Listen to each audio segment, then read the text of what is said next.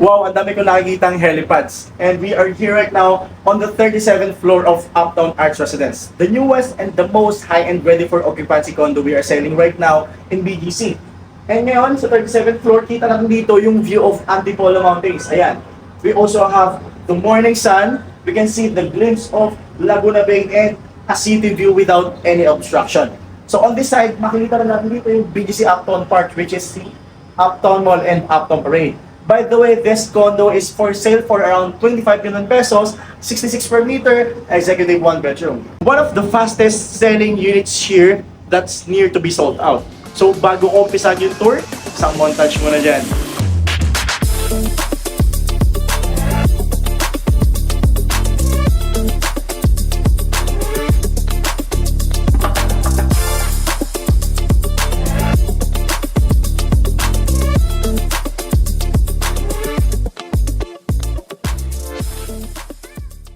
So yeah, let's go to the unit tour. But before that, kita natin dito, malapit lang tong unit dito sa elevator lobby. And meron tayo ditong 5 high-speed elevators. Ayan, we are on the 37th floor. And malaki din yung mismong elevator lobby natin dito. Ayan, so even the hallway, malawak din. Kita nyo naman. And ayan, pasok tayo sa unit. Yung main door natin will be smart lock system. So pwede natin itong gamitan ng fingerprint. Keycard na rin siya pag turnover, and we also can use password. Ayan, so para ma-open yung unit. So ayan, ito na yung mismong unit. Pagpasok natin dito, kita nyo naman dito kung gaano kalaki yung para mini hallway niya. And ito yung way going to the living area. And on my right side, ito naman yung kitchen room or the kitchen set. But before that, meron tayo ditong video intercom. And it is connected to the main lobby. So if ever meron tayong visitors or mga deliveries, ito yung fina-flash nila to confirm to the unit owner. And meron din tayo ditong controls, which is already smart home equipped na yung unit. So kita nyo dito parang touch feature niya talaga siya. Ayan. So going back here, malawak yung space. Even the tiles, maganda rin yung ginamit nating tiles and qualities here. And since isa sa mga pag-uusapan natin dito, yung mga appliances na kasama sa unit, ipapakita ko rin sa inyo at i-discuss kung ano yung mga kasamang appliances. We have here the complete kitchen set and appliances. Andi dito na. It is our first time ever giving an almost complete appliances sa unit. Kasi usually, yung ibang condos, pag turnover, bare unit yung mga yan. Wala silang kasamang appliances. So, medyo hassle siya kasi magdadagdag ka pa or magpapa-install ka pa. So, another payment for the labors. And dito naman, meron tayong kasama ng refrigerator. So this is a 2 doors. Vintage theme Gorenhey, and bagong-bago pa siya. May mga plastic pa. Ayan. So maganda yung Gorenhey because this one is a European brand. Isa sa mga top of the line. Ayan. So maganda rin yung combination of color mismo ng complete kitchen set natin. Even the shade of this one, meron tayong complete up and down kitchen cabinets na kasama na. So this is already quartz, yung top natin. So maganda sa quartz, syempre, mas durable siya and mas maganda yung quality ng gamit natin dito. We have the box type sink as usual, retractable yung faucet. So even the box flush and the pin lights are already included. Ayan. So ito naman yung another point of view. So this one naman, meron tayo ditong 2 induction cooktop na may additional storages or cabinets here. And kung mapapansin nyo dito, all of our cabinets in the unit are soft close. So wala na siyang magiging impact or any noise once sinasara natin yung mga cabinets here. Ayan. And marami tayong storages sa mga mahilig magluto or maraming kagamitan sa kitchen. Di tayo maubusan ng storages. So this is the 2 induction cooktop burner. Ayan. Ang brand din is Gorenje. And we have range hood here. Ayan. So sa mga gustong malaman yung mga pricing nito, pwede kong isend sa inyo yung listahan ng mga appliances and brands natin para makita natin yung pricing ng mga appliances. Kasi even the appliances, maganda rin yung quality. Ayan. So after that, punta naman tayo sa ating extra room. So ito yung tinatawag nating extra room. Usually ginagawa siyang maid's room or guest room. Kasi kasya dito, kasya dito yung single bed. Ayan. So makakapaglagay pa siya ng gamit niya dito sa area. And ang maganda dito, may sarili siyang toilet and shower. So ayan, check natin tong shower. So medyo wala pang ilaw kasi tayo yung magkakapit ng bulb dito sa may extra room natin. Pero maganda dito, may shower na siya and toilet with bidet. Ayan. So going back, balik naman tayo dito sa ating way papunta sa pinaka exciting part, which is the living area.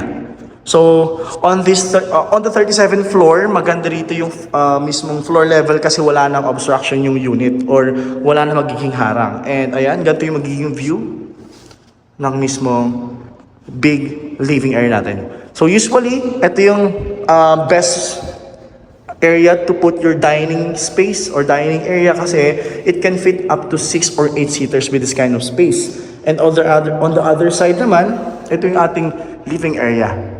Ayan. So dito, pwede kang maglagay ng sofa. You can put television here sa malaking space dito and meron siyang split type inverter aircon. So included na rin tong lights. So open natin tong mga lights natin. Ayan. So mataas din ang ceiling natin with 3 meters. Pwede ka pa maglagay ng chandelier. Yan. So maganda dito, we also have full floor to ceiling glass window with the view of BGC Uptown. So kitang-kita mo dito lahat sa BGC Uptown. This is the Uptown Parade. Ayan, this is the Uptown Mall. At on this part, itong straight na to is Antipolo Mountains. Ayan. And additional with that, kita pa natin yung glimpse of Laguna de Bay. Ayan, so yun, that's the Laguna Bay. Meron tayong nakikita rin natin dito yung mga helipads here in BGC. And this Pasig River. Ayan. So marami tayong view for this balcony sa living area natin. Ayan. So even our living area, malawak din yung space. Makapaglagay ka pa dito ng tables at chair sa mga gustong magkaroon ng outdoor space dito sa unit. Ayan, ganyan siya kalaki. Hanggang dun sa kabilang part. So pasok tayo ulit sa unit. Tara. So after the living area and dining area, meron tayong malaking space dito before we go to the main bedroom and to the common toilet and bath. Ayan. So by the way, start muna tayo sa ating common toilet and bath. As we see here, ganun din siya. Complete set din siya when it comes to toilet and bath. And ang maganda dito, meron pa tayong malaking mirror dito sa may side and lavatory sink na may sariling cabinet.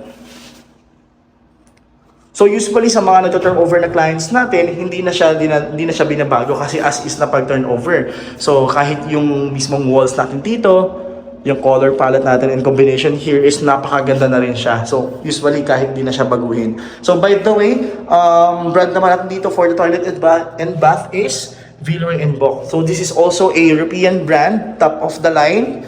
Ayan, meron tayong bidet na kasama once na ma-turnover yung unit. Ayan siya. Ayan. So on this side, medyo elevated yung part na to para yung mga water excess is nandito lang sa may shower area. Kasi malaki din tong shower area natin. So even the rain shower, mataas din. Ayan. So we have here, parang lalagyanan siya ng sabon and retractable shower dito. So meron din tayong lagayan dito ng gamit and even yung door, maganda rin. Ayan o. As we see. Ayan, we have the switch here. By the way, pagpasok nyo sa unit, I almost forgot na this is already a motion sensor. So pagpasok nyo dito, mag-open agad yung lights and yung exhaust natin sa CR. Ayan. So dito, usually, pwede siyang lagyan ng paintings or lalagyan ng mga additional cabinets or lalagyan ng sapatos.